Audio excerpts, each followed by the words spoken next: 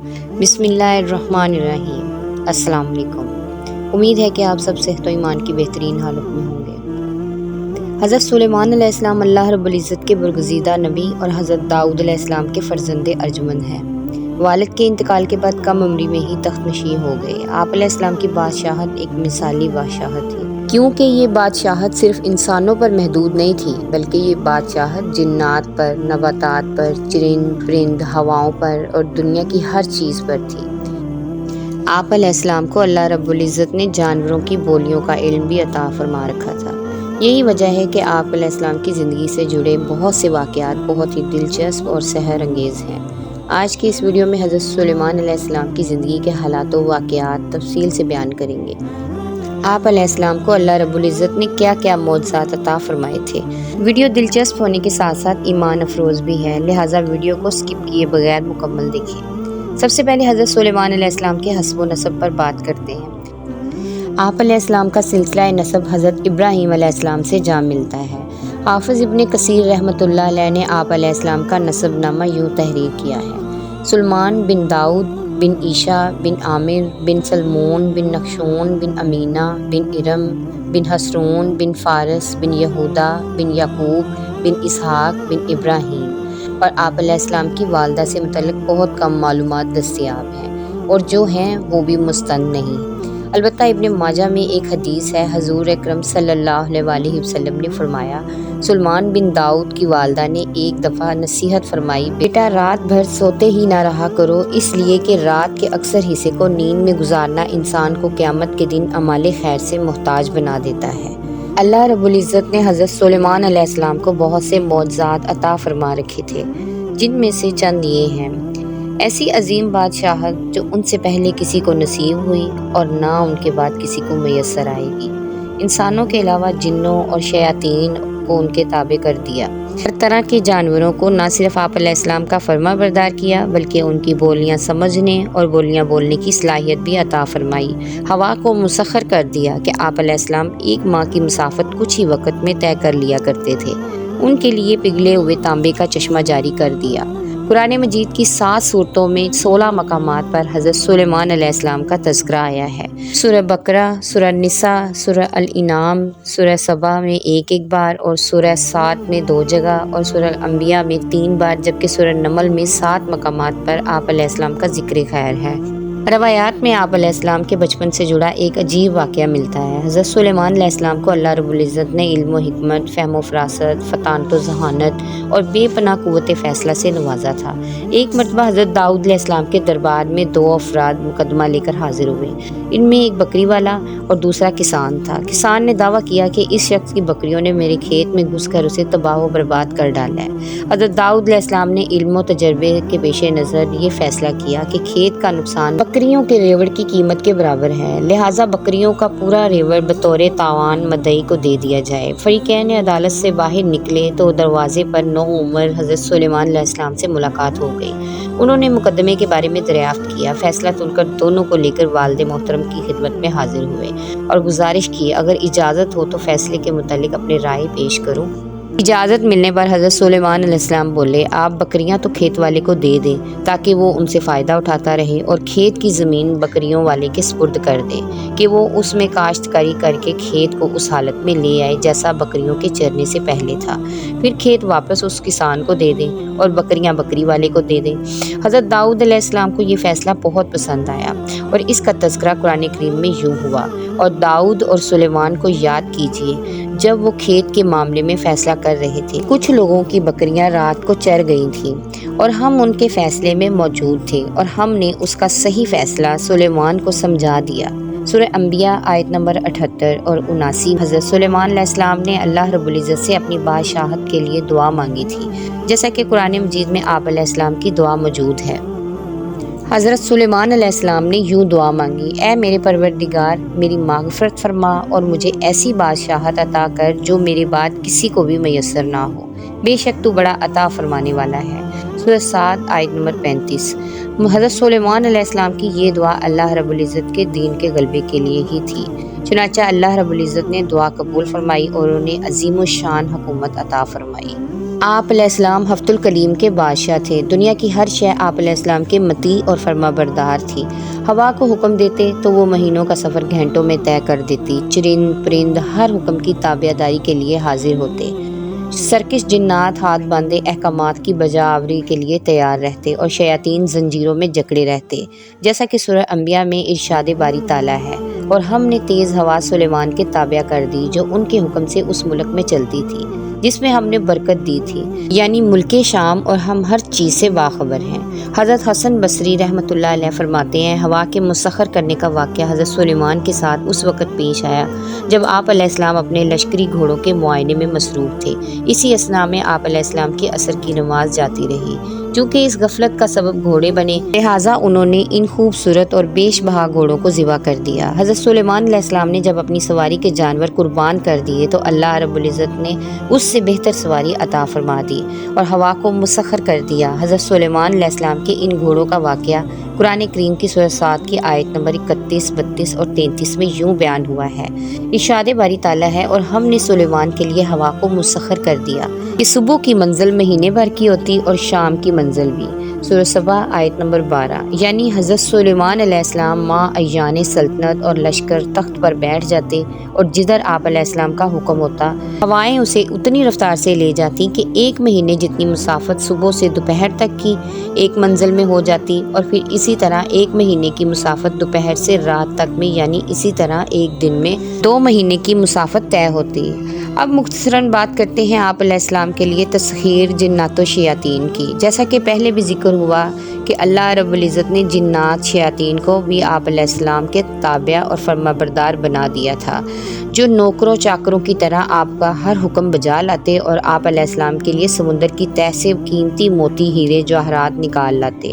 حضرت سلیمان علیہ السلام کو بڑی اور خوبصورت عمارتیں بنانے کا شوق تھا، چنانچہ وہ آپ علیہ السلام کے حکم پر شاندار عمارتیں بناتے۔ اگر ان میں سے کوئی سرکشی کرتا تو حضرت سلیمان علیہ السلام اسے سزا دیتے اور زنجیروں میں جکڑ دیتے، جیسا کہ قرآن کریم میں ارشاد ہے، ہم نے بہت سے شیاطین بھی ان کے تابع کیے جو ان کے فرمان سے غوطہ لگاتے تھے اور اس کے سوا بھی بہت سے کام کرتے تھے، اور ان کے نگہبان ہم ہی تھے۔ سورہ انبیاء آیت نمبر 82۔ ان جنات میں بھی 2 طرح کے جن تھے، ایک تو اہل ایمان تھے جو اپنے نبی کا ہر حکم مذہبی فریضہ سمجھ کر پورا کرتے، لیکن جو جن کافر تھے انہیں شیاطین کہا گیا، جو اپنے کفر اور سرکشی کے باوجود آپ علیہ السلام کے تابع تو رہتے لیکن ان سے نقصان کا بھی اندیشہ تھا، لیکن اللہ رب العزت نے ان کی حفاظت فرمائی، جیسا کہ ارشاد باری تعالیٰ ہے، جو کوئی ان میں سے ہمارے حکم سے پھرے گا اس کو ہم آگ کا مزہ چکھائیں گے۔ مفسرین فرماتے ہیں کہ اللہ رب العزت نے ایک فرشتہ مقرر فرما دیا تھا جس کے ہاتھ میں آگ کا سونٹا ہوتا، جو جن حضرت سلیمان علیہ السلام کی حکم عدولی کرتا تو فرشتہ اسے سونٹا مارتا جس سے وہ جل کر بھسم ہو جاتا۔ فتح القدیر۔ اب بات کرتے ہیں تانبے کے چشمے کی۔ ارشاد باری تعالیٰ ہے کہ ہم نے ان کے لیے تانبے کا چشمہ بہا دیا۔ سورہ سبا آیت نمبر 12۔ اللہ رب العزت کی جانب سے حضرت سلیمان علیہ السلام کو عطا کیے گئے معجزات میں سے ایک پگھلتے ہوئے تانبے کا وہ چشمہ ہے جن میں جنات بڑی بڑی دیگیں، لگن، برتن اور بحری جہاز تیار کیا کرتے تھے۔ توریت اور جدید تاریخی تحقیقات سے پتہ چلتا ہے کہ حضرت سلیمان علیہ السلام نے بڑے پیمانے پر بحری تجارت کا سلسلہ شروع کیا تھا۔ ان کے تیار کیے گئے بیڑے تجارت کی غرض سے مشرقی اور مغربی ممالک میں جایا کرتے تھے۔ کہا جاتا ہے کہ اسیوں نے جابر میں ان کے زمانے کی عظیم الشان بھٹی ملی ہے۔ آثار قدیمہ کے ماہرین کا اندازہ ہے کہ یہاں ادوم کے علاقے اربا کے کانوں میں سے خام لوہا اور تانبا لایا جاتا اور اس بھٹی میں پگھلا کر اسے دوسرے کاموں کے علاوہ جہازی سامان میں بھی استعمال کیا جاتا تھا۔ اس سے قرآن مجید کی اس آیت کا مفہوم واضح ہوتا ہے جو سورہ سبا میں حضرت سلیمان علیہ السلام کے متعلق آئی ہے کہ ہم نے ان کے لیے پگھلی ہوئی دھات کا چشمہ بہا دیا۔ تفہیم القرآن۔ اب بات کرتے ہیں حضرت سلیمان علیہ السلام کے جانوروں کی بولی کو سمجھنے کے علم کی۔ اللہ رب العزت نے حضرت سلیمان علیہ السلام کو تمام جانوروں حتیٰ کہ چیونٹیوں تک کی بولی کے علم سے نوازا تھا، جس کا تذکرہ قرآن پاک میں یوں ہے اے لوگوں، ہمیں یعنی حضرت سلیمان کو پرندوں کی بولیاں سکھائی گئی۔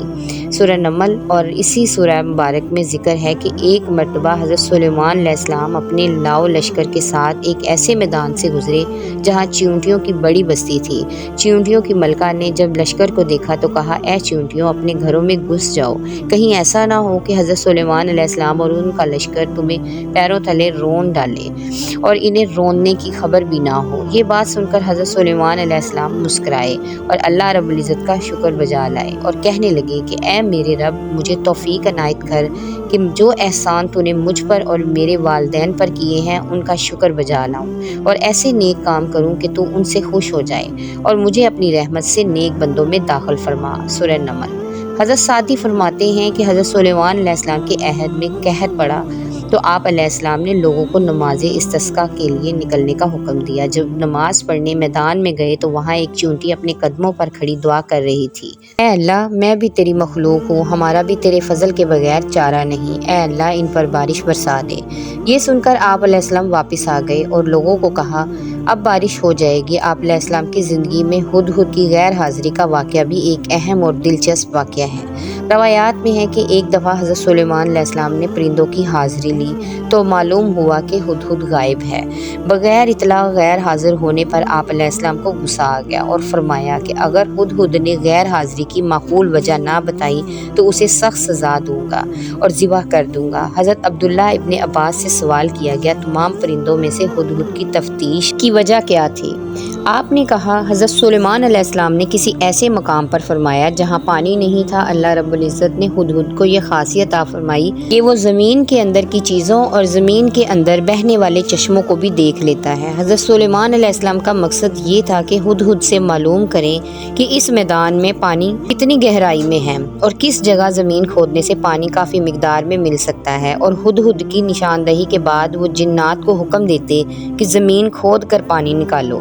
روایات میں ہے کہ ابھی کچھ ہی دیر گزری تھی کہ ہدہد ظاہر ہو گیا اور کہنے لگا، میں آپ علیہ السلام کے لیے ایک ایسی خبر لایا ہوں جس کا آپ علیہ السلام کو علم نہیں۔ میں آپ علیہ السلام کے پاس کوینہ سبا کی سچی خبر لایا ہوں۔ سبا جنوبی عرب کی مشہور تجارت پیشہ قوم تھی جس کا دارالحکومت مارب موجودہ یمن کے دارالسلطنت صنعاء سے 55 میل شمال مشرق میں واقع تھا۔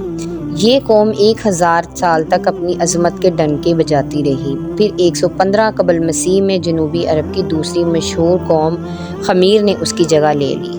عرب میں یمن اور خزرموم، جبکہ افریقہ میں حبش کے علاقے پر اس کا قبضہ تھا۔ مشرقی افریقہ، ہندوستان، مشرقی بعید اور خود عرب کی جتنی تجارت ہوتی تھی وہ زیادہ تر انہی صبائیوں کے ہاتھ میں تھی۔ اسی وجہ سے یہ قوم اپنی دولت کے لیے نہایت مشہور تھی، بلکہ یونانی مورخین نے تو اسے دنیا کی سب سے زیادہ مالدار قوم کہا ہے۔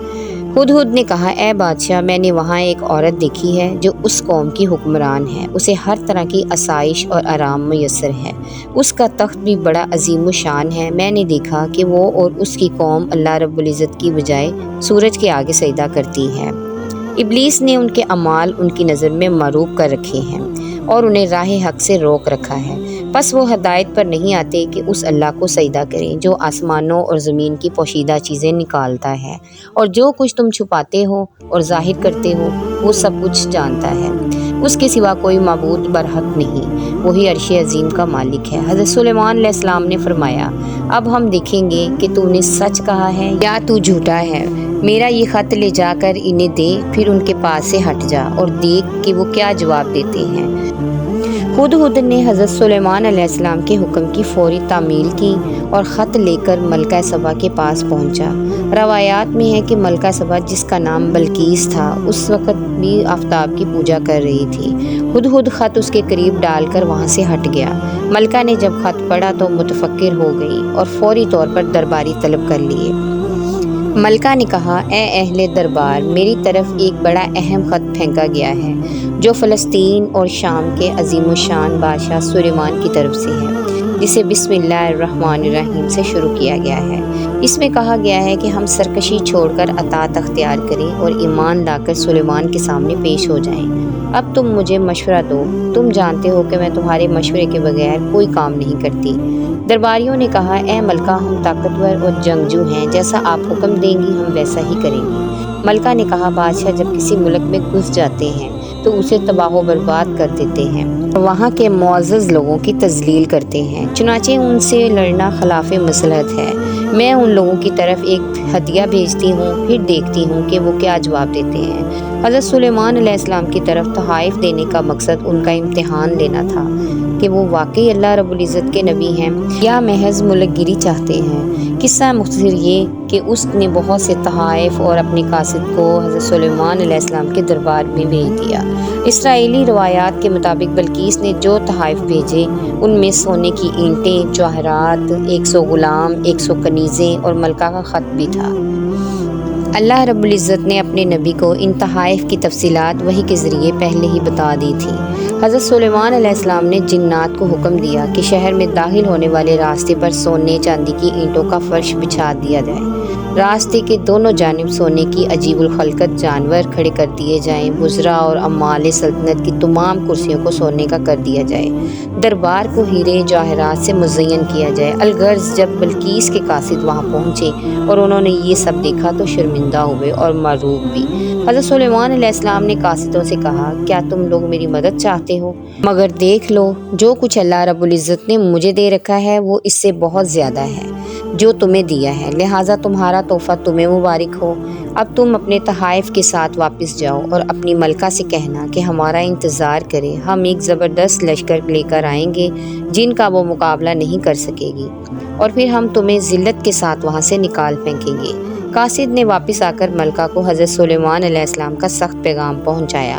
بلقیس ایک سمجھدار اور دانا خاتون تھی، وہ سمجھ گئیں کہ واقعی یہ اللہ کے نبی ہیں، لہٰذا اس نے جنگ کی بجائے حضرت سلیمان علیہ السلام کے دربار میں حاضر ہو کر اپنی اطاعت کا یقین دلانے کا فیصلہ کیا، اور وہ شاہانہ ٹھاٹ باٹ کے ساتھ حضرت سلیمان علیہ السلام کی طرف روانہ ہو گئیں۔ روایات میں آتا ہے کہ حضرت سلیمان علیہ السلام کو اللہ رب العزت نے وحی کے ذریعے مطلع فرما دیا کہ بلقیس تمہاری فرما بردار بن کر حاضر ہو رہی ہے۔ چنانچہ حضرت سلیمان علیہ السلام نے اپنے درباریوں سے کہا، تم میں سے کون ملکہ کا تخت میرے پاس لا سکتا ہے قبل اس سے کہ وہ لوگ مسلمان ہو کر میرے پاس پہنچیں؟ جنوں میں سے ایک قوی ہیکل جن نے کہا، میں اس تخت کو حاضر کر دوں گا قبل اس سے کہ آپ اپنی جگہ سے اٹھیں، میں اتنی طاقت رکھتا ہوں اور امانت دار بھی ہوں۔ پھر جس کے پاس کتاب کا علم تھا وہ بولا، میں آپ کی پلک جھپکنے سے پہلے اسے لائے دیتا ہوں۔ یوں ہی سلیمان علیہ السلام نے وہ تخت اپنے پاس رکھا ہوا دیکھا تو پکار اٹھے، یہ سب میرے رب کا فضل ہے تاکہ وہ مجھے آزمائے کہ میں شکر کرتا ہوں یا ناشکری۔ شکر گزار اپنے ہی نفع کے لیے شکر گزاری کرتا ہے، اور جو ناشکری کرے تو میرا رب بے نیاز اور بزرگ و برتر ہے۔ سورہ نمل۔ روایات میں ہے کہ اس تخت کا طول 80 ہاتھ، عرض 40 ہاتھ اور اونچائی 20 ہاتھ تھی۔ اس میں موتی، سرخ یاقوت اور سبز زمرد جڑے ہوئے تھے۔ اب بات کرتے ہیں بلقیس کے محل میں آمد کی۔ روایات میں آتا ہے کہ حضرت سلیمان علیہ السلام نے ملکہ کا امتحان لینے کے لیے ان کے تخت میں کچھ رد و بدل کروا دیا۔ جب وہ آئیں تو ان سے پوچھا، کیا تمہارا تخت بھی اسی طرح کا ہے؟ انہوں نے کہا، یہ تو گویا ہو بہو وہی ہے، اور ہمیں تو پہلے ہی معلوم ہو گیا تھا اور ہم فرما بردار ہو چکے ہیں۔ سورہ نمل آیت نمبر 42۔ بلقیس کے آنے سے پہلے حضرت سلیمان علیہ السلام نے ایک ایسی عمارت بنانے کا حکم دیا جس کا فرش شیشے کا ہو اور نیچے پانی جاری ہو، پانی میں مچھلیاں اور دوسرے آبی جانور ہوں۔ حضرت سلیمان علیہ السلام اس عمارت میں اپنے شاہی تخت پر جلوہ فروز تھے، اور شیشے کے نیچے سے پانی پوری آب و تاب سے بہہ رہا تھا، جبکہ اس کے اوپر کا شیشہ نظر نہیں آتا تھا۔ بلقیس کو شیش محل میں لایا گیا، جیسا کہ ارشاد باری تعالیٰ ہے۔ جب اس نے اس فرش کو دیکھا تو اسے پانی کا حوض سمجھا اور کپڑا ہٹا کر اپنی پنڈلیاں کھول دی۔ سلیمان علیہ السلام نے کہا، یہ ایسا محل ہے جس کے نیچے بھی شیشے جڑے ہوئے ہیں۔ وہ بول اٹھی، پروردگار، میں اپنے آپ پر ظلم کرتی رہی، اور اب میں سلیمان علیہ السلام کے حق پر اللہ رب العزت پر ایمان لاتی ہوں۔ سورہ نمل آیت نمبر 44۔ روایات میں ہے کہ ملکہ سبا کے ایمان لانے کے بعد کیا ہوا، قرآن کریم میں اس کی تفصیل نہیں ملتی، تاہم تفصیلی روایات کے مطابق ان کا حضرت سلیمان علیہ السلام سے نکاح ہو گیا تھا۔ ابن عساکر کی حضرت اکرمہ سے روایت ہے کہ مسلمان ہونے کے بعد بلقیس حضرت سلیمان کے نکاح میں آ گئی تھی، اور آپ علیہ السلام نے انہیں ان کے ملک واپس بھیج دیا تھا۔ حضرت سلیمان علیہ السلام نے یمن میں ان کے لیے 3 محل تعمیر کروائے۔ آپ وہاں تشریف لے جاتے اور 3 روز قیام فرماتے۔ واللہ عالم۔ اب بات کرتے ہیں بیت المقدس کی تعمیر کی اور حضرت سلیمان علیہ السلام کی وفات کی۔ سورہ صاد کی آیت نمبر 14 میں حضرت سلیمان علیہ السلام کی وفات کے بارے میں فرمایا کہ جب ہم نے ان پر موت کا حکم صادر کر دیا تو ان کی خبر جنات کو کسی نے نہ دی سوائے گھن کے کیڑے کے جو ان کا عصا کھاتا رہا۔ پس جب سلیمان علیہ السلام گر پڑے تو اس وقت جنوں نے جان لیا کہ اگر وہ غائب جانتے ہوتے تو ذلت کے عذاب میں مبتلا نہ رہتے۔ دراصل جنات کے بارے میں مشہور ہو گیا تھا کہ وہ غیب کی باتیں جانتے ہیں۔ اللہ رب العزت نے حضرت سلیمان علیہ السلام کی وفات کے ذریعے اس عقیدے کے فساد کو واضح کر دیا۔ حقیقت یہی ہے کہ غائب کا علم سوائے اللہ رب العزت کے کسی اور کو نہیں۔ حضرت سعدی حضرت ابن عباس اور دیگر کئی صحابہ سے نقل کرتے ہیں کہ حضرت سلیمان علیہ السلام کا معمول تھا کہ آپ بیت المقدس میں کبھی 1 تو کبھی 2 سال تنہائی میں بسر کرتے تھے۔ اسی طرح بعض اوقات وہاں 1 یا 2 ماہ تنہا رہتے اور اسی دوران اپنا کھانا پینا ساتھ رکھتے۔ حضرت سلیمان علیہ السلام نے بیت المقدس کی تعمیر میں بہت سا کام مکمل کروا لیا تھا۔ کچھ کام باقی تھا جو جنات انجام دے رہے تھے۔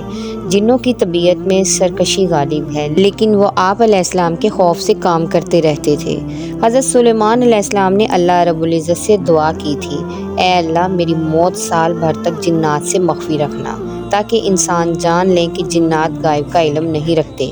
دوسری وجہ یہ تھی کہ اس دوران بیت المقدس کا کام بھی مکمل ہو جائے، کیونکہ اگر جنات کو آپ علیہ السلام کی وفات کا علم ہو جاتا تو وہ کام چھوڑ دیتے۔ چنانچہ جب موت کا وقت قریب آیا تو آپ علیہ السلام عبادت کے لیے بیت المقدس میں اپنی مخصوص محراب میں داخل ہو گئے۔ یہ محراب شفاف شیشے کی بنی ہوئی تھی جس سے باہر سے اندر کی سب چیزیں نظر آتی تھیں۔ آپ علیہ السلام اپنے معمول کے مطابق عصا کا سہارا لے کر کھڑے ہو گئے۔ وقت مقررہ پر روح قبض کر لی گئی مگر حضرت سلیمان علیہ السلام عصا کے سہارے اپنی جگہ پر کھڑے رہے۔ جنات یہی سمجھتے رہے کہ وہ عبادت میں مشغول ہیں، اسی لیے وہ تعمیراتی کام میں لگے رہے یہاں تک کہ 1 سال گزر گیا اور بیت المقدس کا باقی کام بھی مکمل ہو گیا۔ دیمک نے عصا کی لکڑی کو اندر سے کھا کر کمزور کر دیا تھا جس کی وجہ سے ایک دن عصا ٹوٹ گیا۔ اس وقت جنات کو آپ علیہ السلام کی وفات کی خبر ہوئی۔ حضرت بغوی رحمۃ اللہ علیہ نے علماء تاریخ کے حوالے سے نقل کیا ہے کہ حضرت سلیمان علیہ السلام کی عمر 53 سال تھی اور ان کی سلطنت 40 سال رہی۔ انہوں نے 13 سال کی عمر میں سلطنت کا کام سنبھال لیا تھا اور بادشاہت کے 4تھے سال بیت المقدس کی تعمیر شروع کی اور اپنے فرائض کو اچھے طریقے سے انجام پر پہنچایا۔ امید ہے کہ معلومات سے بھری ویڈیو آپ کو اچھی لگی ہوگی۔ ویڈیو کو لائک اور چینل کو سبسکرائب کرنا نہ بھولیں۔ جزاک اللہ خیر۔